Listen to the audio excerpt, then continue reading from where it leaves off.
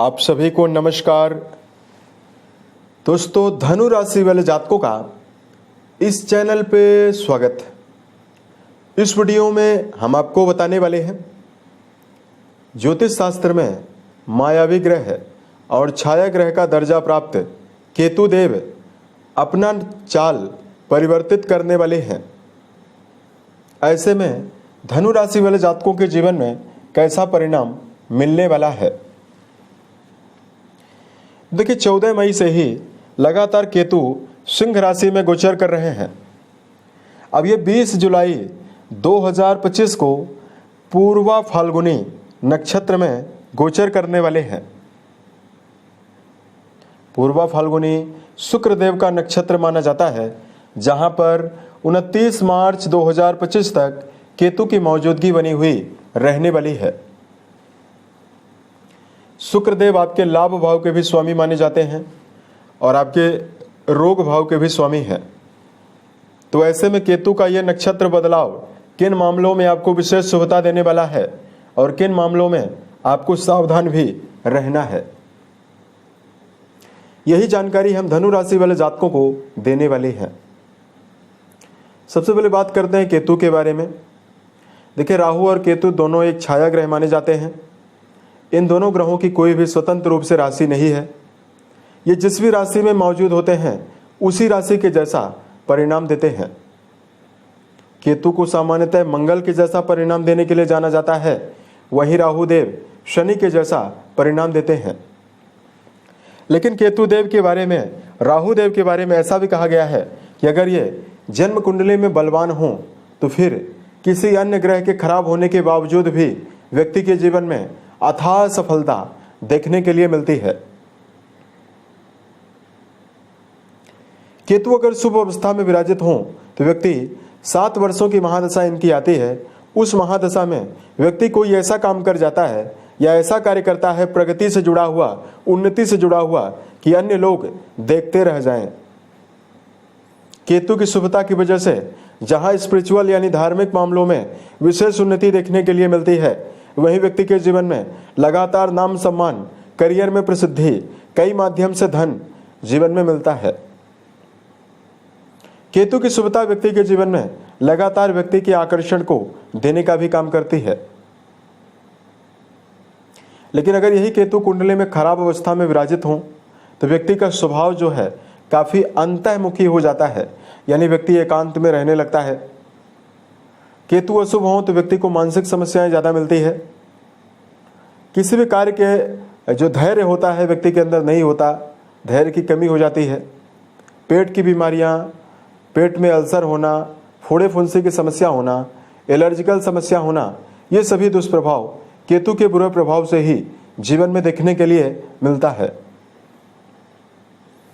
तो अब आइए हम आपको बताते हैं धनु राशि वाले जातकों के जीवन में क्या मेजर इफेक्ट आपको मिल सकता है। बताई गई ये जानकारी जो है वो आपके चंद्र राशि के ऊपर प्रभावी रहने वाली है, अतः आप इसे इसी आधार पर देखें। तो धनु राशि वाले जातकों 20 जुलाई 2025 को केतु नवम भाव में एक्टिवेट होने वाले हैं।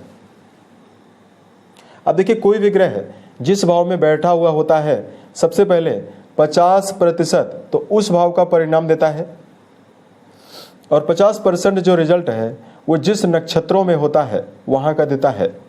तब शुक्र के नक्षत्र में है और शुक्र आपके लाभ भाव के स्वामी हैं, तो ये लाभ भाव का भी परिणाम देंगे और आपके छठे भाव का भी रिजल्ट आपको देंगे। तो देखिए, सबसे पहले 5वीं दृष्टि जो है वो राशि के ऊपर डालेंगे। 7वीं दृष्टि जो है वो आपके पराक्रम घर में जाने वाली है। 9वीं दृष्टि जो है वो आपकी राशि के शिक्षा संतान भाव पर जाने वाली है। देखिए, 20 जुलाई के बाद धनु राशि वाले जातकों के जीवन में करियर के मामले में बड़ा परिवर्तन आपको मिलेगा, क्योंकि वर्तमान समय में छठा घर नौकरी का है। अतः नौकरी पेशा जातकों के जीवन में रूपरेखा जो आपकी रहने वाली है क्रिएटिविटी के रूप में ज़्यादा रहेगी। यानी आपका जो स्वभाव है कर्म क्षेत्र के मामले में किसी भी काम को करेंगे एक नवीन ऊर्जा, नवीन क्रिएटिविटी, नवीन रचनात्मकता के द्वारा कार्य को करेंगे। फलस्वरूप वरिष्ठ अधिकारियों का, अधीनस्थ कर्मचारियों का सहयोग आपको मिलेगा। जो धनु राशि वाले जातक व्यापार के मामले में अपना जुड़ाव रखते हैं, यही व्यापार के लिए भी बेहतर स्थिति आपके जीवन में बनी हुई रहने वाली है। केतु का संबंध आपके भाग्य भाव से लगातार रहने वाला है और आपके पराक्रम घर में इनकी 7वीं दृष्टि पड़ने वाली है। तो धनु राशि वाले जातकों, यदि आप किसी भी क्षेत्र में पुराने समय में कोई भी काम कर रहे हैं और ऊर्जा की कमी अगर आपके जीवन में बनी हुई है,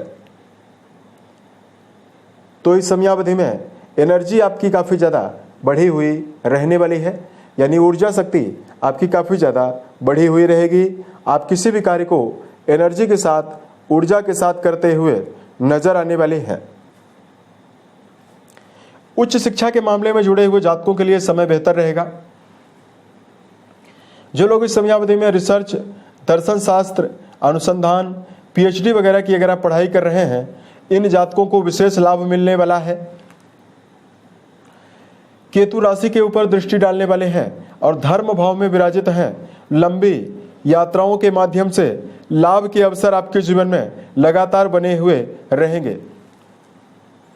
धार्मिक यात्राएं भी आपके जीवन में ज्यादा होने वाली है।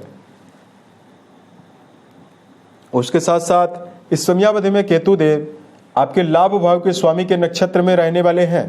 जिन धनु राशि वाले जातकों के जीवन में मेहनत ज्यादा करने के बावजूद भी धन की कमी बनी हुई है, यानी धन प्राप्ति में अगर आप संकटों का सामना कर रहे हैं, मेहनत तो आप ज़्यादा कर रहे हैं लेकिन आपको संतोषजनक परिणाम आर्थिक मामलों में नहीं मिल पा रहा है, तो इस समयावधि में धनु राशि वाले जातकों के जीवन में आर्थिक उन्नति यानी धन के मामले में विशेष उन्नति की संभावना अब आपके जीवन में दिखाई देने वाली है। केतु देव का संबंध वर्तमान समय में रिश्तों को संभालने का भी प्रयास करेगा। प्रेम और वैवाहिक जीवन के मामले में लगातार धनु राशि वाले जातकों के जीवन में तमाम समस्याएं बनी हुई है। उसका कारण है कि वर्तमान में शनि देव की ढैया के प्रभाव से आप जूझ रहे हैं। शनि की 10वीं दृष्टि राशि के ऊपर पड़ रही है, तो रिश्तों को मामले में आपको मान सम्मान की कमी का भी सामना, रिश्तों में तालमेल को बैठाने में समस्याओं का सामना करना पड़ रहा है। लेकिन केतु की जो शुभता रहने वाली है, वो लगातार जो आपकी राशि के ऊपर केतु दृष्टि डाल के दुष्प्रभाव दे रहे थे, अब ये शुक्र के नक्षत्र में विराजित हैं, तो राशि के ऊपर ये बुरा प्रभाव कम करने वाले हैं। अतः धनु राशि वाले जातक अपने जीवन में चाहे प्रेम जीवन हो, चाहे आपका वैवाहिक जीवन हो, दोनों जगह पर आप बेहतर परिस्थितियों का निर्माण कर पाएंगे। यानी रिश्तों के मामले में आपको विशेष शुभता मिलने की संभावना जीवन में बनी हुई रहने वाली है। इस समयावधि में धनु राशि वाले जातकों के जीवन में इस शुभता की वजह से आपकी कई प्रकार की इच्छाओं की पूर्ति भी होने वाली है। अब देखिए, कुंडली का जो 11वां घर होता है, उससे मनोकामनाओं की पूर्ति के बारे में विचार करते हैं। शुक्रदेव इस भाव के स्वामी हैं और जब केतु इसी नक्षत्र में विराजित हैं, तो यही केतु 20 जुलाई से लेकर 29 मार्च की समयावधि में जिन धनु राशि वाले जातकों के जीवन में केतु की महादशा चल रही है, निश्चित तौर पर आपके जीवन में भूमि, भवन, वाहन से जुड़ी हुई चाहे इच्छा हो, चाहे आप कोई भी कार्य शुरू करने की इच्छा बना रहे हैं, ये सभी इच्छाओं की पूर्ति आपके जीवन में होने की संभावना दिखाई देने वाली है। इस प्रकार का बेहतर परिणाम आपको मिलेगा। देखिए, यदि आपके लिए धार्मिक उपायों की जानकारी दिया जाए, तो सबसे पहले इस समयावधि में धनु राशि वाले जातकों को किसी भी क्षेत्र में यदि आप काम कर रहे हैं, उस क्षेत्र से जुड़ी हुई लर्निंग्स को लगातार लेते रहना चाहिए। यानी सेल्फ डेवलपमेंट पर आपको ध्यान देने की आवश्यकता जीवन में ज्यादा रहने वाली है। दूसरा, धनु राशि वाले जातकों को क्रोध से बचना चाहिए। क्षणिक क्रोध की वजह से आपको समस्या हो सकती है, अतः धनु राशि वाले जातकों को अपने क्रोध पर नियंत्रण बनाकर चलना है। केतु एक गर्म ग्रह माने जाते हैं, जो 5वीं दृष्टि राशि के ऊपर डालेंगे तो क्रोध को जरूर बढ़ा सकते हैं, अतः इस समयावधि में क्षणिक क्रोध से बचें। धार्मिक मामलों में उपाय की जानकारी दिया जाए तो इस समयावधि में धनु राशि वाले जातकों को ओम नमो भगवते वासुदेवाय नमः नामक मंत्र का जप करना आपको बेहतर परिणाम देने वाला है।